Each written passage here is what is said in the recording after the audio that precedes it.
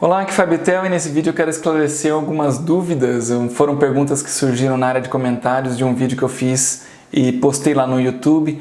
E nesse vídeo eu falava sobre um aparelho de ronquiapneia feito com material flexível, em que na parte interna é silicone em contato com o dente, na parte externa acetato, onde havia algumas peças coladas como parafuso expansor, tubo telescópico e acrílico também para fazer uma pista oclusal. Enfim, havia vários detalhes em acrílico cobrindo aquela parte do material flexível.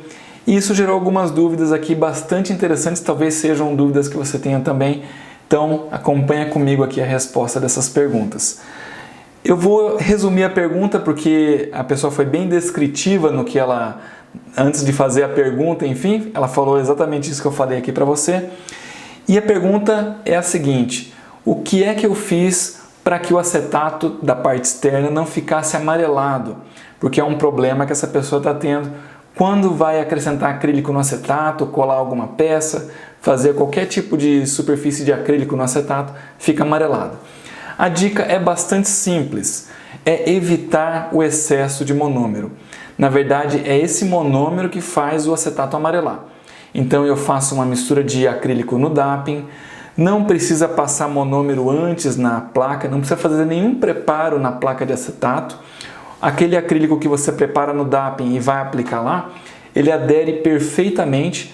Claro, a placa só tem que estar limpa, né, sem restos de cera. Aquele acrílico que vem, ele vai grudar perfeitamente e se ele não tiver excesso de monômero, ele vai ficar totalmente incolor ou da cor que você fizer o acrílico, ele não vai ter tons de amarelo, tá bom? Então, evitar o excesso de monômero é a dica para não ficar amarelado. A outra pergunta bastante interessante, a pessoa ressalta o seguinte: olha, a parte interna é silicone e a parte externa é acetato.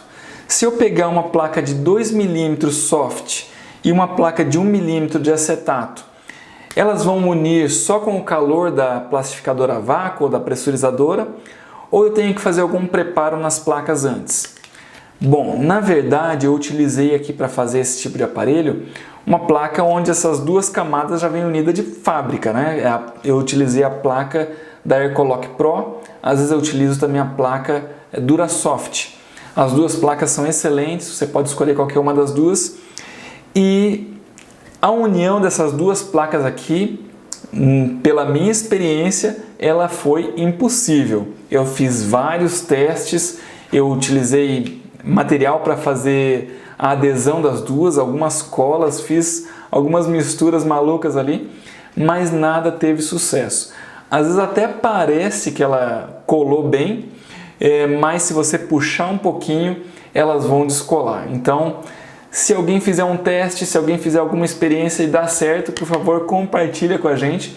Mas pela minha experiência, a união dessas duas placas aqui foi impossível. Então, aconselho realmente comprar essas placas onde já vem unida de fábrica e daí é só aquecer e moldar sobre o modelo. Você vai ter um material de excelente qualidade.